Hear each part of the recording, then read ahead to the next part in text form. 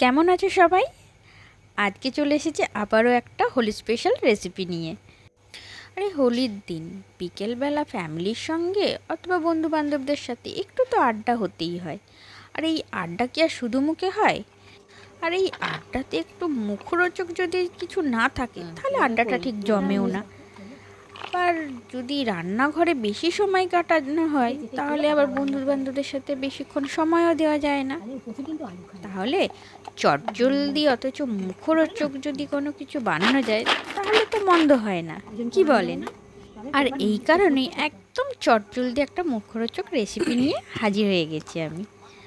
আর এই রেসিপিটা বানানোর জন্য আমি প্রথমেই কিছুটা গাজর, ক্যাপসিকাম, কাঁচা লঙ্কা, একটু কাজু, একটু কিশমিশ, একটু মটরশুঁটি আর একটু সুইট কর্নকে হ্যান্ড কাটার দিয়ে একদম ছোট ছোট করে কেটে নিয়েছি। যাদের কাছে হ্যান্ড কাটার নেই তারা এটা মিক্সার জারেতে হালকা করে ঘুরিয়ে নিতে পারে। আর এর মধ্যে দিয়ে দিয়েছি অল্প একটুখানি ছানা, পনির থাকলে পনিরও গ্রেট করে দেওয়া যাবে। আর দিয়ে দিচ্ছি হাফ আলু সেদ্ধ, স্বাদ মতো নুন, চাট মশলা, ভাজা মশলা, এই সমস্ত কিছু দিয়ে একটু মেখে নিয়েছি। আর বাইন্ডিংয়ের জন্য দিয়ে দিয়েছি কিছুটা কর্নফ্লাওয়ার। আমার কাছে যা যা সবজি ছিল আমি সেগুলোই দিয়েছি। আপনারা যদি মনে করেন আরও কিছু দিতে চান, এর সাথে অ্যাড করতে চান, আপনারা কিন্তু দিতে পারেন, তাহলে তো খেতে আরোই ভালো হবে। বেশ ভালো করে মেখে নিজের মতো একটা শেপ দিয়ে নিয়েছি। রঙের উৎসবে এরকম রঙিন সব ভেজিটেবল দিয়ে যদি একটা মুখরোচক কিছু থাকে সঙ্গে, তাহলে আড্ডা আরও বেশি ভালো জমে যায়। আমি সবকটাই কাটলেট এইভাবে তৈরি করে নিয়েছি।